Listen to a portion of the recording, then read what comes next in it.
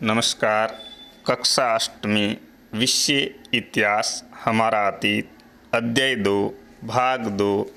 आज हम भाग 2 के अंदर व्यापार से साम्राज्य तक कंपनी की सत्ता स्थापित होती हैं उसके बारे में पढ़ेंगे। तो भाग 1 के अंदर हमने पढ़ा था कि मुग़ल बादशाह औरंगज़ेब मुग़लों के अंतिम शक्तिशाली शासक थे। 1707 में इसकी मृत्यु हो गई थी और उसके बाद में पूर्व में ईस्ट इंडिया कंपनी का भारत में आना, 1600 ईस्वी में ईस्ट इंडिया कंपनी जो भारत में आई थी, उनकी महारानी एलिजाबेथ प्रथम ने यहाँ से इजाज़तनामा हासिल करके कंपनी केवल व्यापार करने के लिए भारत में आई थी और धीरे धीरे उन्होंने सत्ता भी प्राप्त कर ली।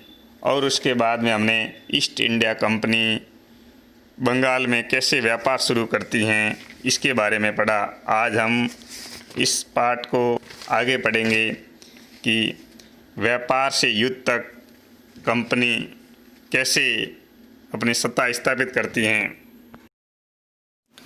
18वीं सदी की शुरुआत में कंपनी और बंगाल के नवाबों का टकराव काफ़ी बढ़ गया था। औरंगज़ेब की मृत्यु के बाद बंगाल के नवाब अपनी ताकत दिखाने लगे थे। उस समय दूसरी क्षेत्रीय ताकतों की स्थिति भी ऐसी ही थी। मुर्शिद कुली खान के बाद अली वर्दी खान और उसके बाद सिराजुद्दौला बंगाल के नवाब बने। ये सभी शक्तिशाली शासक थे। उन्होंने कंपनी को रियायतें देने से मना कर दिया। व्यापार का अधिकार देने के बदले कंपनी से नजराना मांगे। उस सिक्के डालने का अधिकार नहीं था और उसकी किलेबंदी को बढ़ाने से रोक दिया। मुर्शिद कुली खां का परिचय। मुर्शिद कुली खां 1717 में मुग़ल शासक फर्रुखिसियर द्वारा बंगाल का सूबेदार बनाया गया। यह मुग़ल सम्राट द्वारा नियुक्त अंतिम सूबेदार था। इसी के साथ बंगाल में वंशानुगत सूबेदारी शासन की शुरुआत हुई। यद्यपि वह 1700 ईस्वी में ही उसका वास्तविक शासक बन गया था। दीवानी से मुक्त किया गया, फिर भी बादशाह को नजराने के रूप में बड़ी रकम अदा करता रहा। अली वर्दी खान सन 1740 ईस्वी से 1753 तक बंगाल का नवाब था। 1740 ईस्वी में अली वर्दी खां बंगाल का नवाब बना।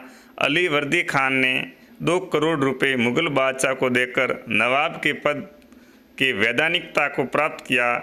इसने अपने 16 साल के कार्यकाल में कभी भी मुग़ल राजकोष में कोई भी राजस्व का कोई भी हिस्सा जमा नहीं किया।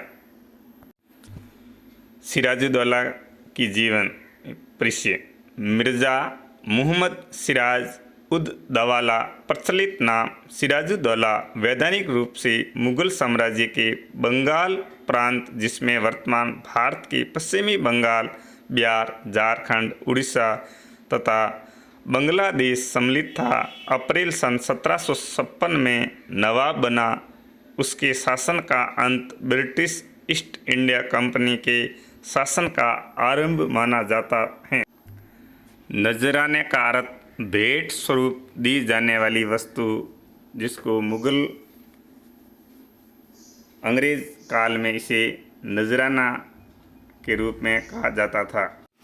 मुग़लों ने कंपनी पर धोखाधड़ी का आरोप लगाते हुए उन्होंने दलील दी कि उसकी वजह से बंगाल सरकार की राजस्व वसूली कम होती जा रही है और नवाबों की ताकत कमज़ोर पड़ रही है। कंपनी टैक्स चुकाने को तैयार नहीं थी। उसके अफसरों ने अपमानजनक चिट्ठियाँ लिखी और नवाब व उसके अधिकारियों को अपमानित करने का प्रयास किया।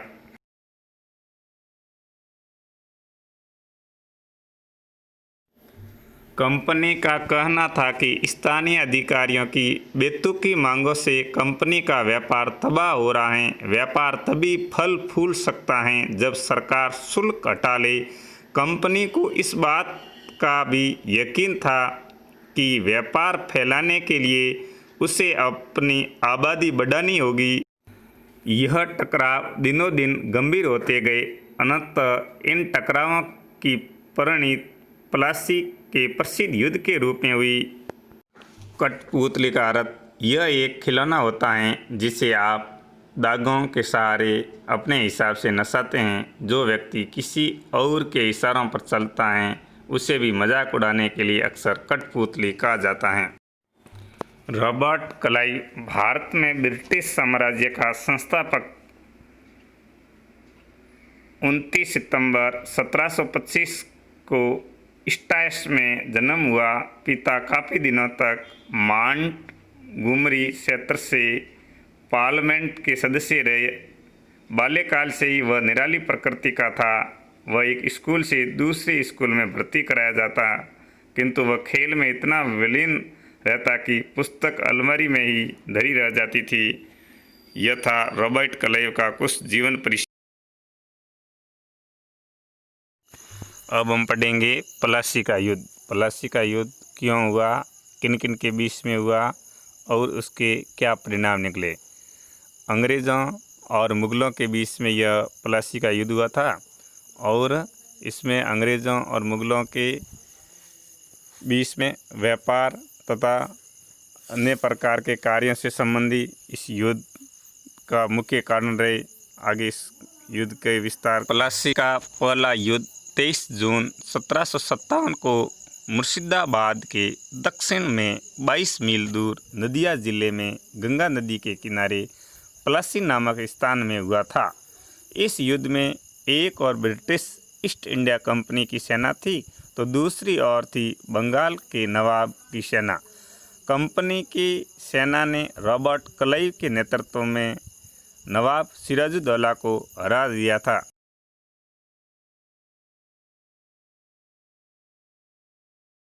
1756 में अली वर्दी खान की मृत्यु के बाद सिराजुद्दौला बंगाल का नवाब बने। कंपनी को सिराजुद्दौला की ताकत से काफ़ी भय था। सिराजुद्दौला की जगह कंपनी एक ऐसा कठपुतली नवाब चाहती थी जो उसे व्यापारिक रियायतें और कंपनी ने प्रयास किया कि सिराजुद्दौला के प्रतिद्वंदियों में से किसी को नवाब बना दिया जाए। कंपनी को कामयाबी नहीं मिली। जवाब में सिराजुद्दौला ने हुक्म दिया कि कंपनी उनकी राज्य के राजनीतिक मामलों में टांग अड़ाना बंद कर दे, किलेबंदी रोके, बाकायदा राजस्व चुकाए। जब दोनों पक्ष पीछे हटने को तैयार नहीं हुए तो अपने 30,000 सिपाहियों के साथ नवाब ने कासिम बाजार में स्थित इंग्लिश फैक्ट्री पर हमला बोल दिया। यानी कंपनी चाहती थी कि सिराजुद्दौला के सैनिकों में से किसी एक को नवाब बना दिया जाए, परंतु सिराजुद्दौला ने हुक्म दिया कि कंपनी हमारे और सैनिकों के बीच में टांग अड़ाना बंद कर दे, ताकि जो भी निर्णय सिराजुद्दौला चाहता था हम ले वह कंपनी मान्य करे। परंतु कंपनी को इस प्रकार के सिराजुद्दौला के नियमों और कानून को अच्छा नहीं लगा, इसलिए उन्होंने कंपनी के नवाब ने सिराजुद्दौला को आगे बढ़ने से रोकने के प्रयत्न। नवाब की फौजों ने कंपनी के अफसरों को गिरफ्तार कर लिया, गोदाम पर ताला डाल दिया, अंग्रेज़ों के हथियार छीन लिए और अंग्रेज़ों को घेर लिया। इसके बाद नवाब ने कंपनी के कलकत्ता स्थित किले पर कब्जे के लिए उधर का रुख किया।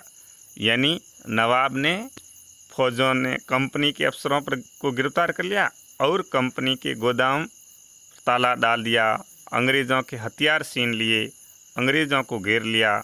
इसके बाद नवाब ने कंपनी के कलकत्ता स्थित किले पर भी कब्जा कर उधर की ओर रुख कर लिया। यानी उन्होंने किले को घेरने की कोशिश। कलकत्ता के हाथ से निकल जाने की खबर सुनने पर मद्रास में तैनात कंपनी के अफसरों ने रॉबर्ट क्लाइव के नेतृत्व में सेनाओं को रवाना कर दिया। इस सेना के सैनिकों नौसैनिक बेड़े की मदद भी मिल रही थी। इसके बाद नवाब के साथ लंबे समय तक सौदेबाजी चली। यानी कलकत्ता जब कंपनी के हाथ से निकल गया तो कंपनी में मद्रास में तैनात अफसरों को रॉबर्ट क्लाइव के नेतृत्व में सेनाओं को रवाना किया। इस सेना को बीच में नौसैनिकों की भी मदद मिली भी। इसके बाद नवाब के साथ कंपनी ने लंबे समय तक समझाइश और समझौता करने की भी बात रखी। आखिरकार 1757 में रॉबर्ट क्लाइव ने प्लासी के मैदान में सिराजुद्दौला के खिलाफ कंपनी की सेना का नेतृत्व किया। नवाब सिराजुद्दौला की हार का एक बड़ा कारण उसके सेनापतियों में से एक सेनापति मीर जाफर की कारगुजारी भी थी। मीर जाफर की टुकड़ियों ने इस युद्ध में हिस्सा नहीं लिया। रॉबर्ट क्लाइव ने यह कहकर उसे अपने साथ मिला लिया था कि सिराजुद्दौला को हटाकर मीर जाफर को नवाब बना दिया जाएगा। जब 1757 में रॉबर्ट क्लाइव के सेना का नेतृत्व कर रहा था तो नवाब सिराजुद्दौला हार का सबसे मुख्य कारण यह था कि उनके सेनापतियों में से एक सेनापति मीर जाफर की कुछ कारगुजारी यानी मतलब उनकी सालबाजी। मीर जाफर की टुकड़ियों ने इस युद्ध में हिस्सा नहीं लिया और रॉबर्ट क्लाइव ने यह कहकर उसे अपने साथ मिला लिया था कि सिराजुद्दौला को हटाकर मीर जाफर को नवाब बना दिया जाएगा। यानी उन्होंने मीर जाफर को इस प्रकार का प्रलोभन दिया कि आपको कंपनी का ईस्ट इंडिया कंपनी का आपको अधिकारी बना दिया जाएगा और सिराजुद्दौला को हटा दिया जाएगा। कंपनी की जंग इसलिए महत्वपूर्ण मानी जाती है क्योंकि भारत में यह कंपनी की पहली बड़ी जीत थी। प्लासी की जंग के बाद सिराजुद्दौला को मार दिया गया और मीर जाफर को नवाब कंपनी बना दिया। कंपनी अभी भी शासन की जिम्मेदारी संभालने को तैयार नहीं थी। उसका मूल उद्देश्य तो व्यापार को फैलाना था। जब प्लासी की युद्ध इसलिए बड़ा महत्वपूर्ण माना जाता था क्योंकि कंपनी यह की पहली बड़ी जीत थी। जब प्लासी के युद्ध के बाद सिराजुद्दौला को मार दिया गया और मीर जाफर को नवाब बना दिया गया।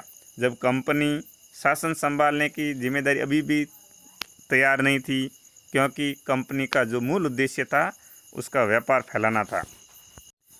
अगर यह काम स्थानीय शासकों की मदद के बिना लड़ाई लड़े किया जा सकता था तो किसी राज्य को सीधे अपने कब्जे में लेने की क्या ज़रूरत थी। जल्दी ही कंपनी को एहसास होने लगा कि यह रास्ता अभी आसान नहीं है। कठपुतली नवाब भी हमेशा कंपनी के इशारों पर नहीं चलते थे।